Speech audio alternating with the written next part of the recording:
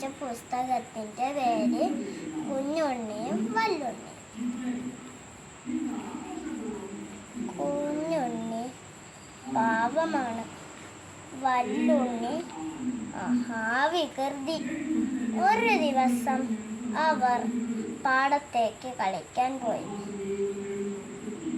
പാടത്ത് കുറെ തത്തമ്മകൾ നെല്ല് തിന്നുകയായിരുന്നു. വല്ലുണ്ണി ഇത് കണ്ട് തത്തമ്മകളെ കല്ലെടുത്തെറിയാൻ തുടങ്ങി. തുരുതുരാ കല്ലുകൾ എറിഞ്ഞു. എറിഞ്ഞതിൽ മാവ് മരത്തിൽ ഒന്ന് തട്ടി അവൻ്റെ നെറ്റിക്ക് വന്ന് തട്ടി. അവൻ്റെ നെറ്റിയിൽ മുറിവായി. വീട്ടിലെത്തി അമ്മ അവനോട് പറഞ്ഞത്, തത്തകളെ ഉപദ്രവിച്ചിട്ടല്ല നിനക്ക് ഇങ്ങനെ പറ്റിയത് എന്ന് പറഞ്ഞു. എന്നിട്ട് അങ്ങനെ അവൻ നല്ല കുട്ടിയായി.